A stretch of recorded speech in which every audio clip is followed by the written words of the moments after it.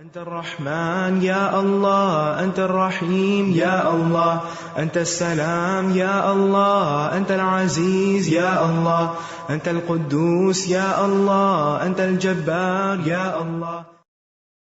ولله الأسماء الحسنى فادعوه بها. نحمده ونصلي على رسوله الكريم، أما بعد، فأعوذ بالله من الشيطان الرجيم. بسم الله الرحمن الرحيم. رب اشرح لي صدري ويسر لي أمري واحلل عقدة من لساني يفقهوا قولي. ناظرین، پروگرام اللہ کے خوبصورت نام کے ساتھ آپ کی خدمت میں حاضر ہیں. آج ہم انشاءاللہ العزیز اللہ سبحانہ وتعالی کے نام المبین پر بات کریں گے. المبین، بیان کرنے والا، ظاہر کرنے والا، وہ جو خود واضح ہے اور واضح کرنے والا ہے. اللہ سبحانہ وتعالی وہ الحق المبین ہے کہ جو اپنی ذات کے اعتبار سے اپنی تمام مخلوقات میں جتنی بھی نشانیاں پائی جاتی ہیں ان کے ذریعے واضح ہے، اور اس کے وجود کے اتنے بے شمار دلائل ہیں کہ جن کا انکار نہیں کیا جا سکتا. اسی طرح اس نے اپنے بندوں پر رحم فرماتے ہوئے ان کے سامنے حق اور باطل کا راستہ بالکل واضح کر دیا ہے. صحیح اور غلط کیا ہے اس کو بھی کھول کھول کر بیان کر دیا، اور اس مقصد کے لیے اس نے اپنے رسول بھیجے. اس نے مومنوں کا راستہ بھی واضح کر دیا اور مجرموں کا راستہ بھی واضح کر دیا. اس نے اپنی رحمت کے ساتھ وہ کام بھی بتا دیے کہ جن پر ثواب ملتا ہے، وہ کام بھی بتا دیے کہ جن پر وہ ناراض ہوتا ہے. اس نے اپنے اسماء اور صفات بھی بتا دیے کہ جن کے ذریعے اس کو پکارا جا سکتا ہے، جن کے ذریعے دعائیں قبول ہوتی ہیں. تو آئیے ہم تفصیل کے ساتھ دیکھتے ہیں کہ اللہ سبحانہ وتعالی کس طرح المبین ہے. سب سے پہلی بات یہ کہ اللہ تعالیٰ نے خود اپنے معبود ہونے کو واضح فرمایا ہے.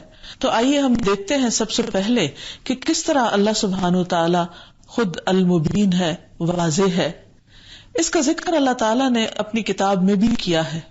مثلا قرآن مجید میں اللہ تعالیٰ فرماتے ہیں وَيَعْلَمُونَ أَنَّ اللَّهَ هُوَ الْحَقُّ الْمُبِينُ، اور وہ جانتے ہیں کہ بے شک اللہ تعالیٰ وہی الحق ہے، المبین ہے، یعنی اس کی حق ہونے کی اور اس کے وجود کے ظاہر ہونے کی اتنی بے شمار نشانیاں ہیں، اس کے اتنے اثرات ہیں کائنات کے اندر کہ کوئی بھی اس کا انکار نہیں کر سکتا. پھر اسی طرح اللہ تعالیٰ نے اپنی کتاب کے اندر اپنے معبود ہونے کو واضح فرمایا اور واضح آیات اس پر نازل فرمائی. ارشاد باری تعالیٰ ہے اننی انا اللہ لا الہ الا انا فاعبدنی واقم الصلاۃ لذکری، بے شک میں ہی ہوں اللہ، میرے سوا کوئی معبود نہیں، سو میری عبادت کرو اور میری یاد کے لیے نماز قائم کرو. یہ اللہ سبحانہ وتعالیٰ نے موسیٰ علیہ السلام کو خطاب کرتے ہوئے فرمایا تھا کہ میں ہی جو تم سے بات کر رہا ہوں، میں اللہ ہوں، اور میری ہی عبادت کرو، اور میں عبادت کا طریقہ بھی تمہیں بتا رہا ہوں کہ اقم الصلاۃ لذکری، نماز کا قیام، میری یاد کے لیے، عبادت کے لیے نماز قائم کرو. پھر اسی طرح موسیٰ علیہ السلام ہی کے کانٹیکسٹ میں سورۃ طٰہٰ میں اللہ تعالیٰ فرماتے ہیں فَلَمَّا أَتَاهَا نُودِيَ مِن شَاطِئِ الْوَادِ الْأَيْمَنِ فِي الْبُقْعَةِ الْمُبَارَكَةِ مِنَ الشَّجَرَةِ أَن يَا مُوسَىٰ إِنِّي أَنَا اللَّهُ رَبُّ الْعَالَمِينَ. پھر جب موسیٰ علیہ السلام وہاں پہنچے تو وادی کے کنارے مبارک خطے کے ایک درخت سے آواز آئی، اے موسیٰ، میں ہی اللہ ہوں، سارے جہانوں کا رب. سوچئے اس وقت موسیٰ علیہ السلام کی کیفیت کیا ہوگی کہ جب وہ اصل رب کی آواز سن کر اس کی زبان سے سن رہے ہیں کہ وہ ہے رب. اس سے زیادہ اور وضاحت اور بیان کیا ہوگا. اور اسی طرح اللہ سبحانہ تعالیٰ نے جب تمام روحوں کو پیدا کیا تو اس وقت بھی سب کو اپنا تعارف کروایا اور ان کو بتا دیا کہ میں رب ہوں. سورۃ الاعراف میں اللہ تعالیٰ فرماتے ہیں وَإِذْ أَخَذَ رَبُّكَ مِن بَنِي آدَمَ مِن ظُهُورِهِمْ ذُرِّيَّتَهُمْ وَأَشْهَدَهُمْ عَلَىٰ أَنفُسِهِمْ الست بربکم قالوا بلا شہدنا، اور جب تیرے رب نے آدم کے بیٹوں سے ان کی پشتوں میں سے ان کی اولاد کو نکالا اور انہیں خود ان کی جانوں پر گواہ بنایا، کیا میں واقعی تمہارا رب نہیں ہوں؟ یعنی ان سے پوچھا، تمام انسانوں سے پوچھا گیا تھا، تو انہوں نے کہا کیوں نہیں، ہم نے شہادت دی، ہم نے گواہی دی۔ تو گویا ہم سب اس بات کی گواہی دے چکے ہیں اپنے رب کو پہچان کر، الحق المبین کو پہچان کر، کہ واقعی وہی ہمارا پیدا کرنے والا ہے، وہی ہمارا رازق اور مالک ہے، اور اسی کی طرف ہم سب کو واپس جانا ہے۔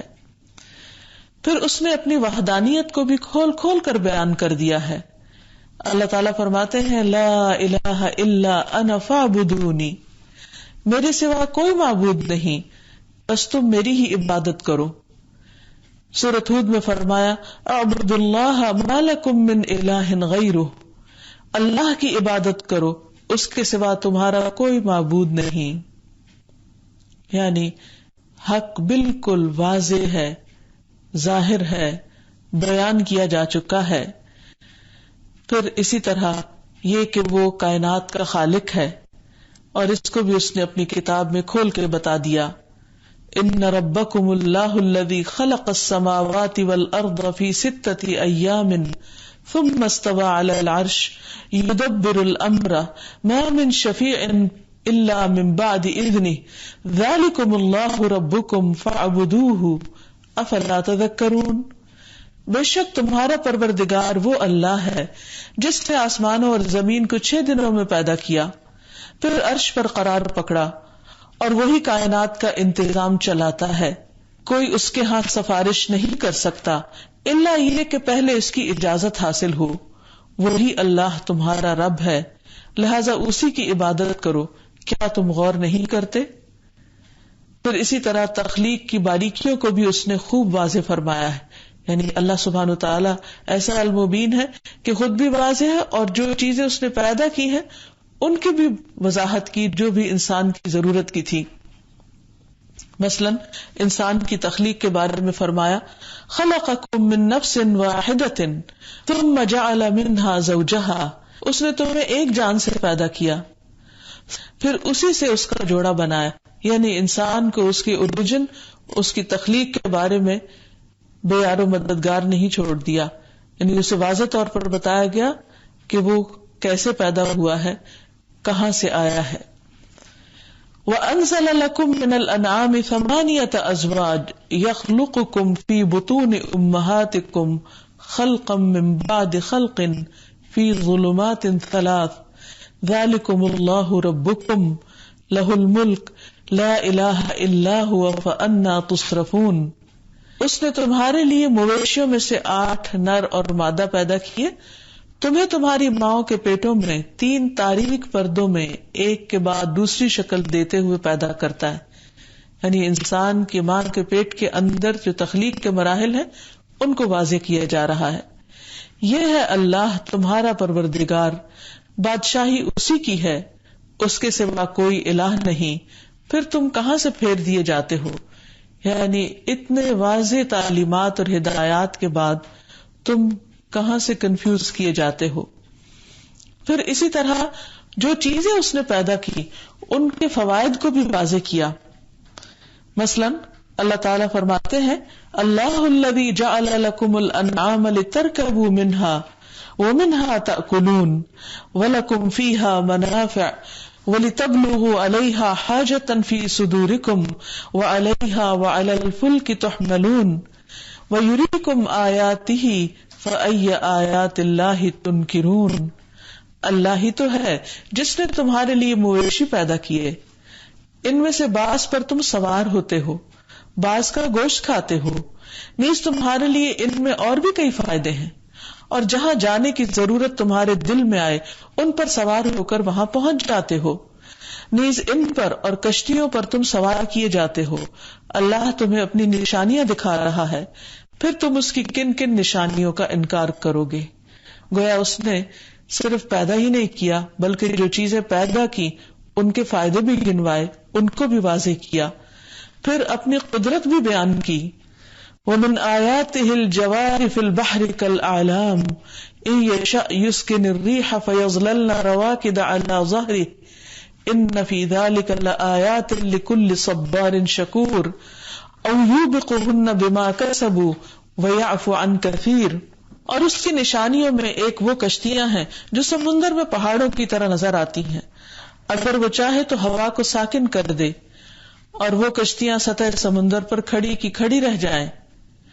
اس میں بھی ہر صبر کرنے والے اور شکر کرنے والے کے لیے کئی نشانیاں ہیں.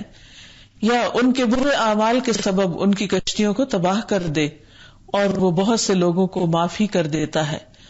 تو گویا یہ سب اس کی قدرت کی نشانیاں ہیں جن کو اس نے اپنی کتاب میں واضح فرما دیا. پھر اسی طرح اس نے اپنے بندوں کو اپنی رحمت اور اپنے عذاب کی بھی خبر دے دی ہے. فرمایا نبئ عبادی انی انا الغفور الرحیم وان عذابی هو العذاب العلیم. میرے بندوں کو خبر دے دو کہ میں معاف کر دینے والا اور رحم کرنے والا ہوں، اور یہ بھی کہ میرا عذاب بھی دردناک عذاب ہے. یعنی دونوں چیزیں ہیں، اب چوائس تمہاری ہے کہ تم رحمت کی طرف بڑھتے ہو یا عذاب کی طرف. پھر اسی طرح اللہ سبحانہ تعالیٰ نے بندوں کے لیے زندگی گزارنے کا طریقہ بھی واضح کر دیا، شریعت کو بھی واضح کیا کہ کیا کچھ کرنا درست ہے اللہ کے نزدیک اور کیا نہیں کرنا چاہیے. اور اس کے لیے اس نے قرآن مبین اتارا اور رسول مبین کو بھیجا. اللہ تعالیٰ فرماتے ہیں الف لام را تلک آیات الکتاب وقرآن مبین. الف لام را یہ اللہ کی کتاب اور اس قرآن کی آیات ہیں جو اپنے احکام واضح طور پر بیان کرنے والا ہے. یعنی اس نے ہر معاملے میں پوری طرح کلیرٹی کے ساتھ لوگوں کو حق واضح کر دیا ہے. جو کوئی اس کتاب کو پڑھے گا اس پر صحیح راستہ اچھی طرح واضح ہو جائے گا. اللہ تعالیٰ فرماتے ہیں یا ایھا الناس قد جاءکم برہان من ربکم وانزلنا الیکم نورا مبینا. اے لوگو بلا شبہ تمہارے پاس تمہارے رب کی طرف سے ایک واضح دلیل آئی ہے اور ہم نے تمہاری طرف ایک واضح نور نازل کیا ہے، روشنی، تاکہ تمہیں حق کو سمجھنے میں، صحیح راستے کو اختیار کرنے میں کوئی مشکل پیش نہ آئے. پھر یہ کہ اللہ سبحانہ تعالیٰ نے سارے احکامات کو بھی اچھی طرح واضح کر دیا جس سے بندوں سے کسی بھی چیز کا کوئی مطالبہ کیا گیا. اللہ سبحانہ تعالیٰ نے وہ کتاب بھیجی کہ جس کے احکامات بہت واضح ہیں. فرمایا وَلَقَدْ أَنزَلْنَا إِلَيْكُمْ آيَاتٍ مُبَيِّنَاتٍ وَمَثَلًا مِّنَ الَّذِينَ خَلَوْا مِن قَبْلِكُمْ وَمَوْعِظَةً لِّلْمُتَّقِينَ. ہم نے تمہاری طرف واضح احکام بتلانے والی آیات بھی نازل کی ہیں اور ان لوگوں کی مثالیں بھی جو تم سے پہلے گزر چکے ہیں، اور پرہیزگاروں کے لیے نصیحتیں بھی نازل کر دی ہیں. یعنی ہر چیز کھلم کھلا بیان کر دی گئی، ڈوز اینڈ ڈونٹس بھی، ماضی کے واقعات بھی تاکہ لوگ عبرت پکڑے، اور اسی طرح مزید نصیحتیں بھی. یہ وہ کتاب ہے جو غافل دلوں کو بھی کھولنے والی ہے. یعنی یہ خود بھی واضح ہے اور دلوں کے تالے بھی کھولتی ہے. اور یہ ایک حقیقت ہے کہ قرآن مجید کے احکامات بہت واضح ہیں جن کو سمجھنا کچھ بھی مشکل نہیں. یہ کتاب انسان کے لیے اس کی زندگی کا مقصد بیان کرتی ہے اور بہت اچھی طرح واضح کرتی ہے، کیونکہ عام طور پر انسانوں کے اندر ہمیشہ ایک سوال رہتا ہے کہ میں اس دنیا میں کیوں بھیجا گیا ہوں، میرے یہاں آنے کا مقصد کیا ہے، وہ کون سا کام ہے جو مجھے یہاں آ کر کرنا ہے. اور یہ معلوم بھی ہونا چاہیے. یہ سوال اللہ تعالیٰ ہی کی طرف سے ہر انسان کے دل میں ڈالا جاتا ہے تاکہ وہ اس مقصد کو پائے اور اس کو پورا کرے. ورنہ اگر انسان دنیا میں بڑے بڑے کارنامے بھی کر جائے اور وہ کام نہ کرے جس کے لیے اللہ تعالیٰ نے اس کو بھیجا ہے، تو یہ اس کے لیے کامیابی کی دلیل نہ ہوگا. ارشاد باری تعالیٰ ہے وَمَا خَلَقْتُ الْجِنَّ وَالْإِنسَ إِلَّا لِيَعْبُدُونَ، کہ میں نے جن و انس کو اپنی عبادت کے لیے پیدا کیا ہے، یعنی اپنی اطاعت کے لیے پیدا کیا ہے.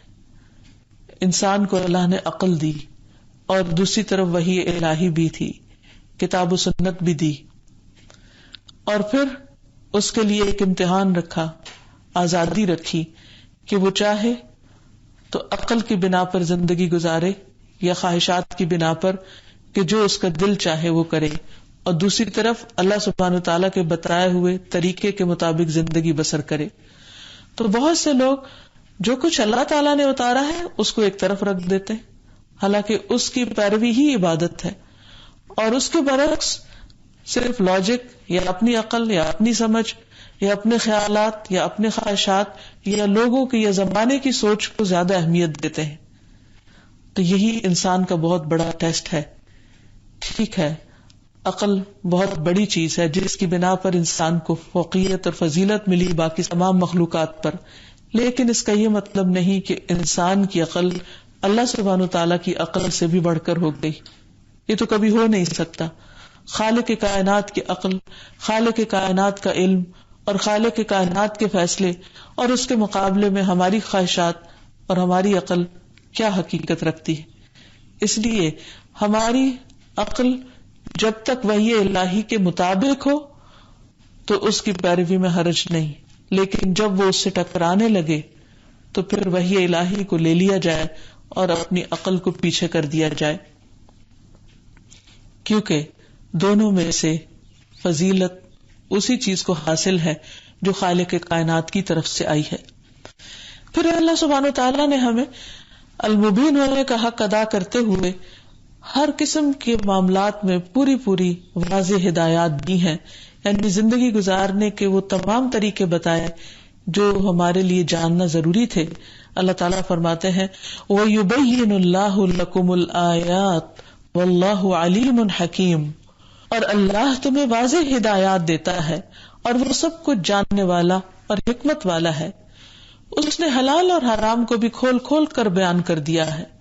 قرآن پاک میں اللہ تعالیٰ واضح طور پر فرماتے ہیں وَلَا تَقْرَبُوا الزِّنَا إِنَّهُ كَانَ فَاحِشَةً وَسَاءَ سَبِيلًا، اور یہ کئی آیات ہیں سورۃ بنی اسرائیل کی جن میں احکامات کو بہت کھلے الفاظ میں بیان کر دیا گیا ہے.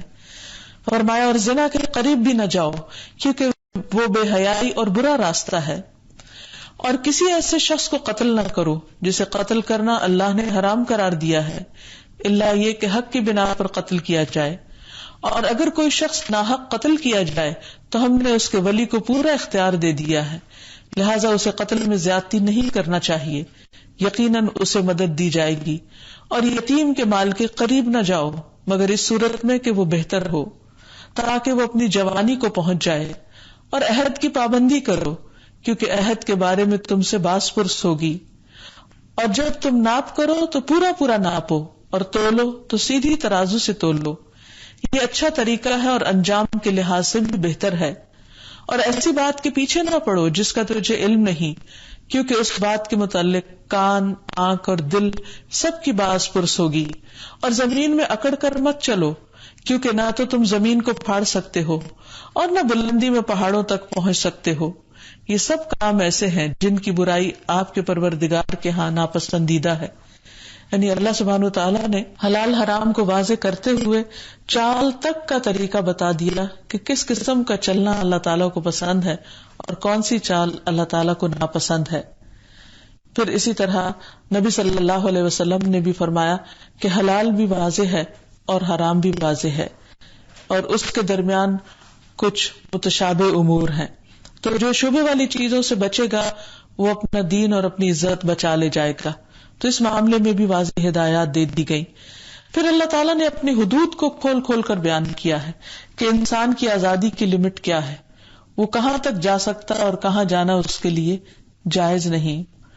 فرمایا وَتِلْكَ حُدُودُ اللَّهِ يُبَيِّنُهَا لِقَوْمٍ يَعْلَمُونَ، یہ ہے اللہ کی حدود جنہیں اللہ تعالیٰ اہل علم کے لیے کھول کھول کر بیان کرتا ہے.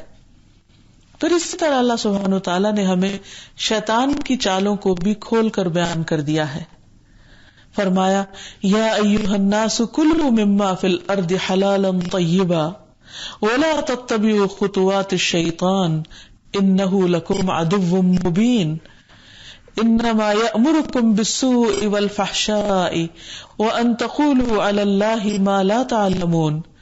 لوگو زمین میں جو حلال اور پاکیزہ چیزیں ہیں وہی کھاؤ، شیطان کے پیچھے نہ لگ جاؤ، وہ تو تمہارا کھلا دشمن ہے، وہ تمہیں برائی اور بے حیائی کا ہی حکم دے گا، نیز اس بات کا کہ تم اللہ کے ذمے ایسی باتیں لگا دو جن کا تمہیں خود بھی علم نہیں.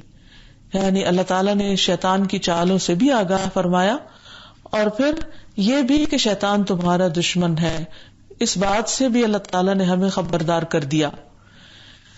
پھر ایک اور جگہ پر بھی یہ بات فرمائی کہ الم اعہد الیکم یا بنی آدم اللہ تعبدوا الشیطان انہ لکم عدو مبین. اے بنی آدم، کیا میں نے تم سے عہد نہیں لیا تھا کہ تم شیطان کی بندگی نہیں کرو گے؟ بے شک وہ تمہارا کھلا دشمن ہے، صریح دشمن ہے.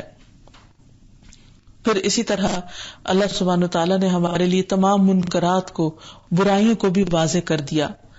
فرمایا وَمَا كَانَ اللَّهُ لِيُضِلَّ قَوْمًا بَعْدَ إِذْ هَدَاهُمْ حَتَّى يُبَيِّنَ لَهُمْ مَا يَتَّقُونَ إِنَّ اللَّهَ بِكُلِّ شَيْءٍ عَلِيمٌ. اور اللہ کبھی ایسا نہیں کہ کسی قوم کو اس کے بعد گمراہ کر دے کہ انہیں ہدایت دے چکا ہے، یہاں تک کہ ان کے لیے وہ چیزیں واضح کر دے جن سے وہ بچے. یعنی تمام منکرات کو اللہ تعالیٰ واضح کر دیتا ہے. بے شک اللہ ہر چیز کو خوب جاننے والا ہے. اور ایک حقیقت ہے کہ بندوں کی ایک بہت بڑی ضرورت تھی کہ ان کے لیے صحیح اور غلط کو واضح کیا جائے. اور یہ اللہ سبحانہ وتعالیٰ کی محبت ہے، اس کی رحمت ہے کہ اس نے ہر چیز کو کھول کے رکھ دیا، اور کسی بھی چیز کے بارے میں ہمیں مشکل میں نہیں ڈالا کہ ہم اپنی عقل سے چیزوں کو پہچانے، صرف تجربات کی روح پر یہ جانے کہ ہمارے لیے کیا فائدہ مند ہے اور کیا نقصان دہ ہے. اس نے وحی الہی کے ذریعے ان تمام ضروریات کو پورا کر دیا. پھر اسی طرح اللہ سبحانہ وتعالیٰ نے صرف کتابوں کے ذریعے ہی نہیں، انبیاء کو بھیج کر بھی حق کو واضح کیا. اور انبیاء کے بھیجنے کا مقصد ہی یہی تھا کہ انسانوں کے اندر، انسانوں میں سے کچھ انسانوں کو اس طرح چن لیا جائے کہ وہ اللہ سبحانہ وتعالیٰ کے ہر حکم کو مان کر ایک عملی نمونہ لوگوں کے سامنے پیش کریں، تاکہ ان کے لیے اللہ تعالیٰ کے احکام پر چلنا، اپنے دشمن کی چالوں سے بچنا مشکل نہ رہے. قرآن مجید میں اللہ تعالیٰ فرماتے ہیں وَلَوْ أَنَّا أَهْلَكْنَاهُمْ بِعَذَابٍ مِّن قَبْلِهِ لَقَالُوا رَبَّنَا لَوْلَا أَرْسَلْتَ إِلَيْنَا رَسُولًا فَنَتَّبِعَ آيَاتِكَ مِن قَبْلِ أَن نَّذِلَّ وَنَخْزَىٰ. اور اگر ہم واقعی انہیں اس سے پہلے کسی عذاب کے ساتھ ہلاک کر دیتے، یعنی بغیر ہدایت دیے، بغیر حق کو واضح کیے، تو یہ لوگ ضرور کہتے کہ اے ہمارے رب، تو نے ہماری طرف کوئی رسول کیوں نہ بھیجا تاکہ ہم تیری آیات کی پیروی کرتے، اور اس سے پہلے کہ ہم ذلیل ہوں اور رسوا ہوں، یعنی تو ہمیں حق بتا دیتا. تو اللہ تعالیٰ نے حجت تمام کر دی اور رسولوں کے ذریعے بھی حق کو خوب واضح فرما دیا. پھر انبیاء کو روشن دلائل دیے. فرمایا وَلَقَدْ أَرْسَلْنَا مُوسَىٰ بِآيَاتِنَا وَسُلْطَانٍ مُّبِينٍ. اور بلا شبہ یقیناً ہم نے موسیٰ علیہ السلام کو اپنی نشانیاں اور واضح دلیل دے کر بھیجا. اور پھر انبیاء کے اوپر یہ ذمہ داری ڈالی کہ وہ لوگوں کے سامنے اچھے اور برے راستوں کو خوب کھول کر بیان کر دیں. نبی صلی اللہ علیہ وسلم نے فرمایا مجھ سے پہلے کوئی نبی ایسا نہیں گزرا جس کے ذمے اپنے علم کے مطابق اپنی امت کی بھلائی کی طرف رہنمائی لازم نہ ہو. یعنی ہر نبی کی یہ ذمہ داری تھی کہ وہ اپنی اپنی امت کی صحیح طور پر رہنمائی فرمائے، اور برائی سے اپنے علم کے مطابق انہیں ڈرانا لازم نہ ہو. یعنی اللہ تعالیٰ نے بندوں کے لیے ہدایت کا پورا پورا انتظام فرمایا. پھر ہم دیکھتے ہیں کہ رسول اللہ صلی اللہ علیہ وسلم کے جو فرائض منصبی ہیں اس میں قرآن مجید کو بھی کھول کے بیان کرنا ہے. اللہ تعالیٰ فرماتے ہیں وَأَنزَلْنَا إِلَيْكَ الذِّكْرَ لِتُبَيِّنَ لِلنَّاسِ مَا نُزِّلَ إِلَيْهِمْ. ہم نے آپ کی طرف ذکر یعنی قرآن مجید نازل کیا تاکہ آپ لوگوں کو کھول کھول کے بیان کریں کہ ان کے رب نے ان کی طرف کیا اتارا ہے. اگرچہ قرآن پاک کی آیات خود بھی بہت واضح ہیں، لیکن اگر ان میں کہیں کوئی چیز ایسی ہے کہ جس کا تعلق سراسر عمل کرنے سے ہے تو اس کے لیے پریکٹیکل ڈیمونسٹریشن کے لیے اللہ تعالیٰ نے نبی صلی اللہ علیہ وسلم کو اپنے اس کام پر مامور کیا، اور انہوں نے ہدایات کا عملی نمونہ بن کر بھی دکھایا. اس کے بارے میں اللہ تعالیٰ فرماتے ہیں رسولا یتلو علیکم آیات اللہ مبینات لیخرج الذین آمنوا وعملوا الصالحات من الظلمات الی النور، ایک ایسا رسول جو تمہیں اللہ کی واضح آیات پڑھ کر سناتا ہے تاکہ ایمان لانے والوں اور نیک عمل کرنے والوں کو اندھیروں سے نکال کر روشنی کی طرف لے آئے، اور جو شخص اللہ پر ایمان لائے اور نیک عمل کرے اللہ اسے ایسی جنتوں میں داخل کرے گا جن کے نیچے نہریں بہ رہی ہیں، یہ لوگ ان میں ہمیشہ ہمیشہ رہیں گے، اللہ نے ایسے شخص کے لیے بہت اچھا رزق رکھا ہے، یعنی جو پھر پیغمبروں کی باتوں کی پیروی کرنے والا ہو۔ پھر اسی طرح ہم دیکھتے ہیں کہ نبی صلی اللہ علیہ وسلم نے عام عملی زندگی کے احکامات کو بھی بہت اچھی طرح واضح کیا، مثلا طہارت کے احکامات تفصیلی طور پر بیان کیے، لوگوں کو خود وضو کر کے بتایا، مسح کر کے بتایا، تیمم کر کے دکھایا، یعنی وہ تمام چیزیں جو بندوں کے لیے کرنا فرض تھیں اور عملی طور پر عبادت کے جو طریقے تھے یا مناسک تھے وہ اچھی طرح آپ نے لوگوں کو کھول کھول کر بیان بھی کیے اور کر کے دکھائے بھی۔ پھر اسی طرح آپ نے ان کی طرف موٹیویٹ بھی کیا، مثلا آپ نے فرمایا کہ اچھی طرح وضو کرنا نصف ایمان ہے تاکہ لوگوں کو شوق بھی پیدا ہو۔ پھر اسی طرح نماز کے وقت اور طریقے کے بارے میں بھی تفصیلی ہدایات دی اور پڑھ کر بھی دکھایا۔ پھر اسی طرح حج کے مناسک بھی کر کے دکھائے، خود پریکٹیکلی لیڈ کیا اس حج کو، اور ایک ایک طریقے کے بارے میں آپ نے لوگوں کو ایک دو کو نہیں ہزاروں کے سامنے وہ تمام اعمال کر کے دکھائے اور فرمایا خذوا عنی مناسککم، مجھ سے اپنے حج کے طریقے سیکھ لو۔ پھر اسی طرح حلال و حرام کی وضاحت کی، پھر آئندہ آنے والے فتنوں کے بارے میں بتایا، یعنی نبی صلی اللہ علیہ وسلم نے بہت سی ایسی پیشن گوئیاں کی کہ جس میں آپ کے جانے کے بعد کیا کیا فتنے آنے والے ہیں تاکہ لوگ اس سے پہلے ہی محتاط ہو جائیں اور ان سے نمٹنے کے لیے تیاری کر سکیں۔ پھر اسی طرح آپ صلی اللہ علیہ وسلم نے قیامت کی نشانیوں کے بارے میں بتایا، مائنر سائنس، میجر سائنس، چھوٹی نشانیاں، بڑی نشانیاں۔ پھر اسی طرح آپ نے جنت اور دوزخ میں لے جانے والے کاموں کی بھی بہت وضاحت فرمائی۔ عبداللہ بن مسعود کہتے ہیں کہ رسول اللہ صلی اللہ علیہ وسلم نے فرمایا، جو چیز تمہیں جنت کے قریب کر سکتی ہے میں نے تمہیں اس کا حکم دے دیا ہے، اور جو چیز تمہیں جہنم کے قریب کر سکتی تھی میں نے اس سے منع کر دیا ہے۔ نبی صلی اللہ علیہ وسلم نے فرمایا، کوئی ایسا عمل باقی نہیں رہا جو جنت کے قریب اور جہنم سے دور کرتا ہے مگر تمہارے لیے اس کی وضاحت نہ کر دی گئی ہو، یعنی رسول بھی رسول مبین ہے اور الحق المبین اللہ رب العالمین کی طرف سے بھیجے گئے ہیں جنہوں نے ہمارے لیے ہدایت اور گمراہی کے راہوں کو، راستوں کو، طریقوں کو خوب خوب واضح فرما دیا ہے۔ آپ نے فرمایا، میں نے تمہیں سفید روشن دین پر چھوڑا ہے جس کی رات بھی دن کی طرح ہے۔ اب وہی کجروی اختیار کرے گا جو ہلاک ہونے والا ہے، یعنی ٹیڑھے رستوں پر وہی چلے گا، اس راستے کو چھوڑ کر نبی صلی اللہ علیہ وسلم کی سنت کو چھوڑ کر منمانے راستے وہی اختیار کرے گا جو ہلاکت کے گڑھے پہ پڑنے والا ہے۔ پھر اسی طرح آپ نے قرآن و سنت کو مضبوطی سے پکڑنے کی بھی وصیت کر دی، فرمایا میں دو چیزیں تم میں چھوڑ کر جا رہا ہوں، اگر تم انہیں مضبوط پکڑے رکھو گے تو کبھی گمراہ نہ ہوگے، ایک اللہ کی کتاب اور دوسرے اس کے نبی کی سنت ہے۔ اب جبکہ ہم نے اللہ سبحانہ وتعالیٰ کی اس صفت کو سمجھ لیا ہے تو پھر ہم پر کیا لازم ہوتا ہے کہ ہمارے اندر کیا تبدیلی پیدا ہو، ہمیں کیا کرنا چاہیے؟ تو سب سے پہلی بات تو یہ کہ اللہ تعالیٰ نے جو ہدایات ہمارے لیے واضح کی ہیں ان سے ہم ہدایت حاصل کریں، ان سے فائدہ اٹھائیں، ان کو پڑھیں، غور کریں، ان پر سمجھیں اور پھر ان کے مطابق اپنی زندگی کو تبدیل کریں۔ قرآن مجید میں اللہ تعالیٰ فرماتے ہیں کذالک یبین اللہ لکم آیاتہ لعلکم تہتدون، اس طرح اللہ تمہارے لیے اپنی آیات کھول کر بیان کرتا ہے تاکہ تم ہدایت پاؤ۔ تو ہمیں ہدایت پانی چاہیے، اس سے فائدہ اٹھانا چاہیے، پھر اس میں خود بھی غور و فکر کرنا چاہیے۔ فرمایا کذالک یبین اللہ لکم الآیات لعلکم تتفکرون، یعنی ہمیں یہ نہیں کہا کہ تم بلائنڈ فالوور بن جاؤ اور آنکھیں بند کر کے صرف بات مان لو، نہیں بلکہ غور بھی کرو. اللہ نے کھول کر رکھ دیا ہے، لیکن تم خود بھی عقل سمجھ سے کام لو اور غور و فکر کرو. فرمایا اور اللہ تعالیٰ اسی انداز سے تمہارے لیے اپنی آیات کھول کھول کر بیان کرتا ہے تاکہ تم ان میں غور و فکر کرو. پھر اسی طرح یہ ہے کہ سمجھ بوجھ سے کام لیا جائے. جب اللہ تعالیٰ نے آیات اتار دی اور ہمیں اچھی طرح سمجھا دی تو پھر ہمیں سمجھنے کی کوشش کرنی چاہیے. فرمایا کذالک یبین اللہ لکم آیاتہ لعلکم تعقلون. اسی طرح اللہ تمہارے لیے اپنی آیات کھول کھول کے بیان کرتا ہے تاکہ تم سمجھو.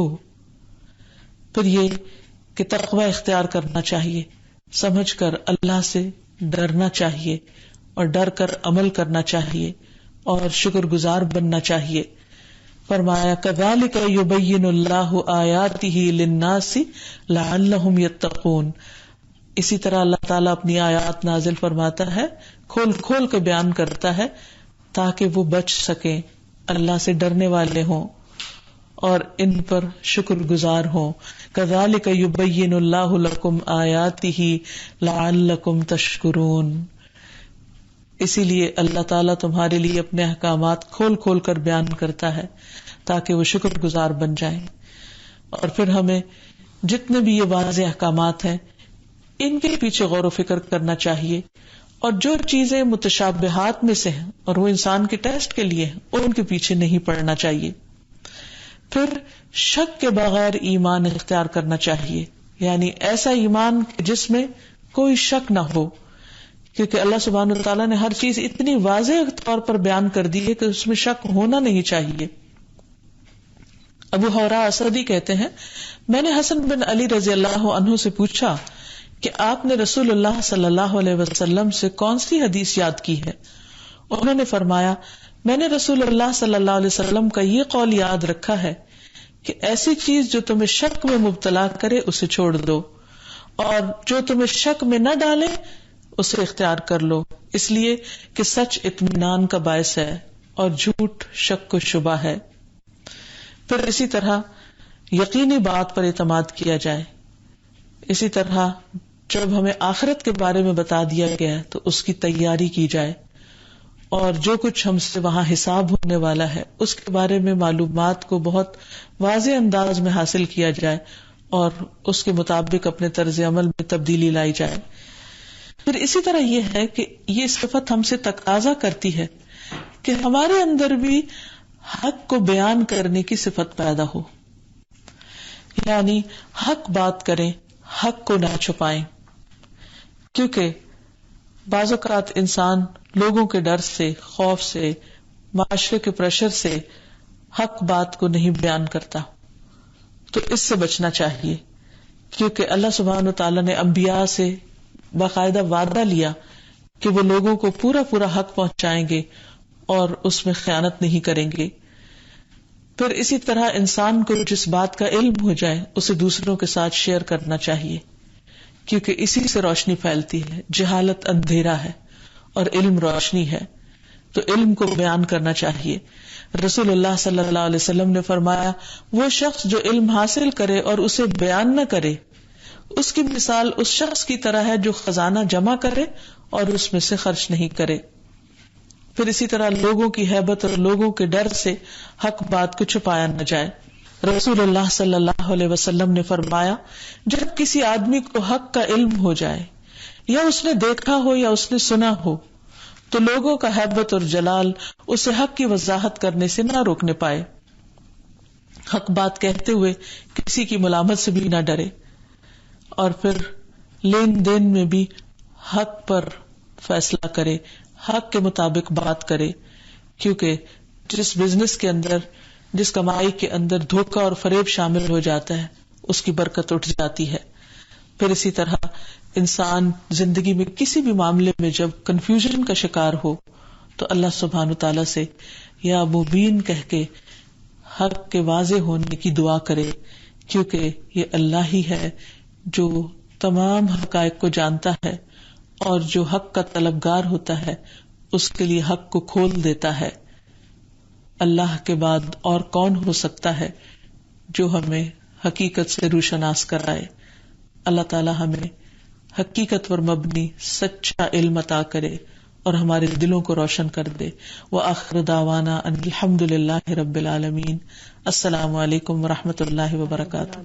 أنت القاهر يا الله، أنت الحسيب يا الله، أنت الشافي يا الله، أنت المبين يا الله، أنت الوكيل يا الله، أنت القيوم يا الله، أنت المتين يا الله، أنت السبوح يا الله. لا إله إلا الله محمد رسول الله، لا إله إلا الله محمد رسول الله.